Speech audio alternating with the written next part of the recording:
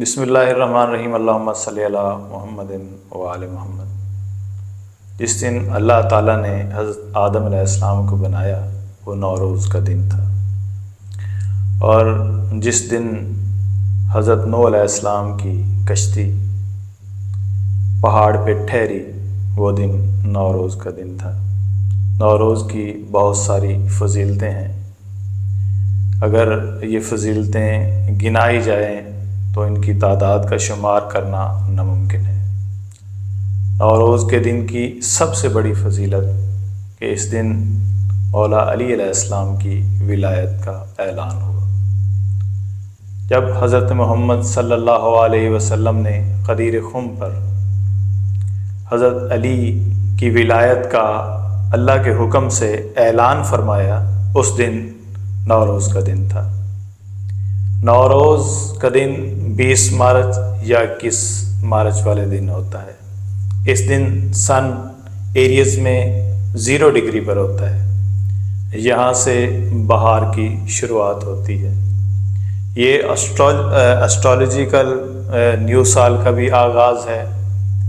ایران میں فارسی کا لفظ ہے نوروز، اور ایران میں سب سے پہلے نوروز منایا جاتا تھا۔ آج سے نوروز 3000 سال پہلے بھی منایا جاتا تھا۔ پھر اسلام آیا، اور پھر جیسے ہی مولا علی کی ولایت کا اقرار ہوا تو مومنین اس کو پھر سے منانے لگے۔ نوروز کا یہ دن بہت زیادہ اہمیت کا حامل اس لیے بھی ہو گیا کہ اس دن علی بادشاہ کی ولایت کا اقرار ہوا۔ ناظرین، جس نے مولا علی کی ولایت کا اقرار ہوا، اللہ تعالیٰ نے اس کو بے شمار نعمتوں سے نوازا۔ نوروز کے دن ایک وقت آتا ہے، وہ وقت نہایت ہی سعد وقت ہوتا ہے۔ اس وقت میں کوئی بھی نقش تیار کر لیا جائے یا کوئی بھی دعا مانگ لی جائے تو وہ لازمی قبول ہوتی ہے، اور وہ نقش بھی بہت زیادہ اپنے اندر پاور رکھتا ہے۔ یہ وقت جمعے والے دن، عید والے ہی دن 20 مارچ کو 7:47 پر ہوگا۔ اس میں آپ کے سامنے جو نقش پیش کرنے لگا ہوں، یہ اس حدیث مبارکہ کا نقش ہے جو حضور علیہ الصلوۃ والسلام نے غدیر خم پر فرمایا، من کنت مولا فہذا علی مولا۔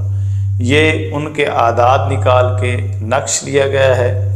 اگر یہ نقش نوروز والے دن آپ چاندی پر یا پھر مجبوری کے تحت کاغذ پر تحریر کر سکتے ہیں تو آپ کے لیے یہ نقش کسی عجوبے سے اور معجزے سے کم نہیں ہوگا۔